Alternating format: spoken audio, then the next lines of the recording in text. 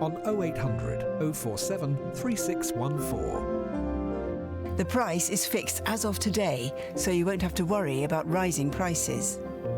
And because you're not paying for things you don't really want, the money saved could be spent on remembering you in a more personal way and at a time and place that better suits loved ones. And Distinct Cremations even offer a money-back guarantee. So for a dignified farewell, without spending more than you need, call Distinct Cremations for this free guide. You'll be in very good company. To find out more, call Distinct Cremations for a free guide on 0800 047 3614. That's 0800 047 3614. Or visit distinctcremations.co.uk. On TV, on radio, and on your smartphone. This is TalkTV.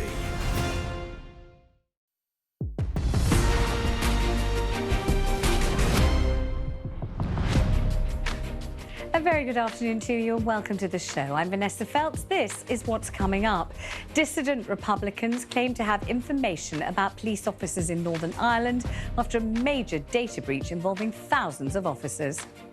Ministers threaten to leave the European Convention on Human Rights if the courts block the controversial Rwanda plan. And clearing out the bad apples. The head of the Met Police calls on the government to change the rules to allow him to sack rogue officers himself. Give me a ring on 0344 499 1000, email Vanessa Feltz at talk.tv, tweet me at TalkTV or find me on Instagram at Vanessa Feltz Official. More on that potentially dangerous breach of data in Northern Ireland coming up. First of all, though, let's have the news headlines with Emily Rose Adams.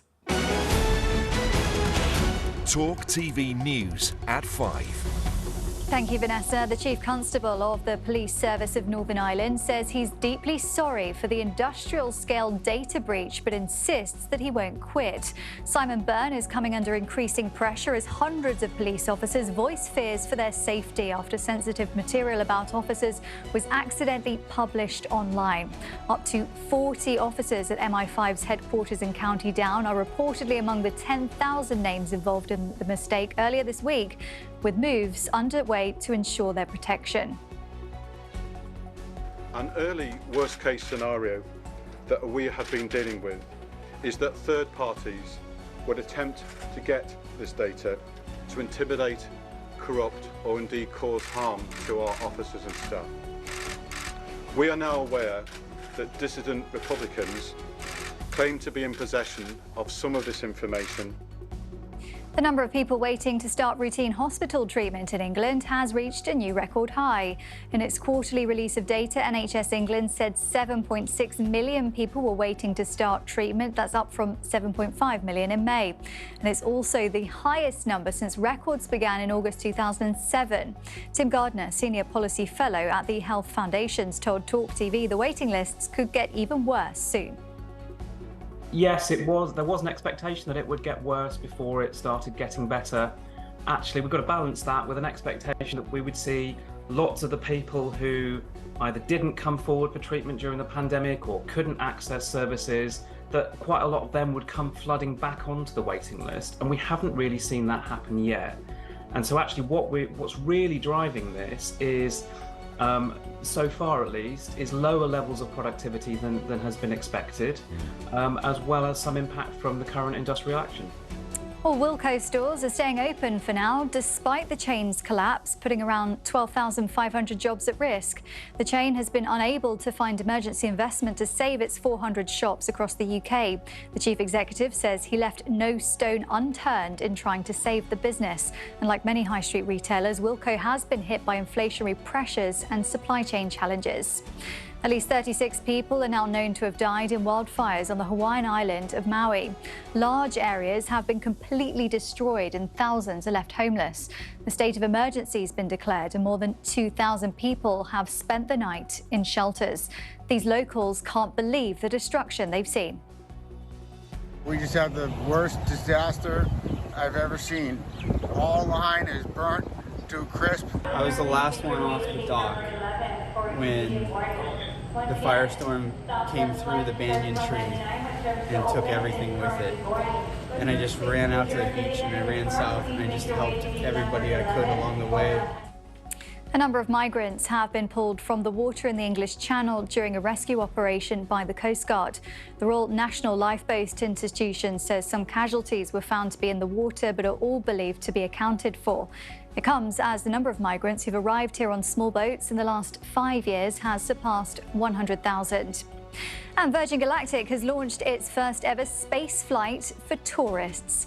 Among the passengers are mother and daughter duo Keisha and Anna Mayers, who won the tickets to board the flight in a competition, along with former Olympian John Goodwin, who purchased a ticket for $250,000 back in 2005. They're reaching an altitude of around 85 kilometres, where they'll be able to see the curvature of the Earth and the black of space. Now time for a look at today's weather with Nazni Gaffer.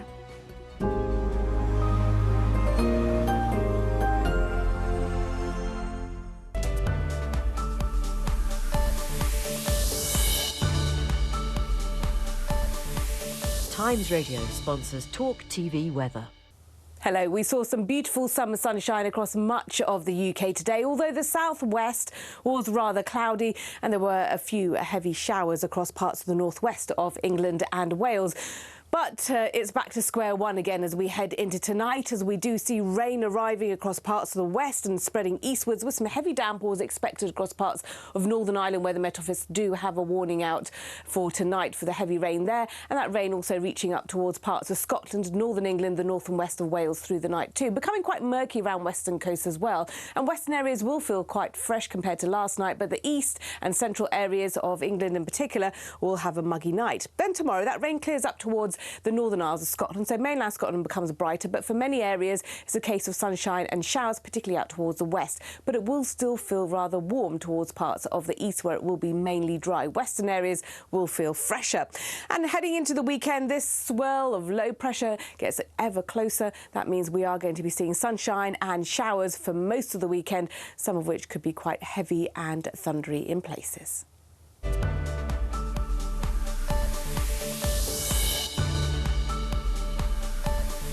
Times Radio sponsors TalkTV weather.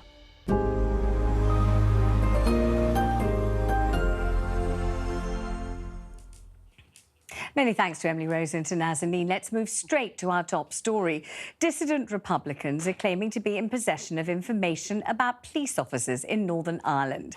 That is after a major data breach. Chief Constable Simon Burns said this is a worst-case scenario.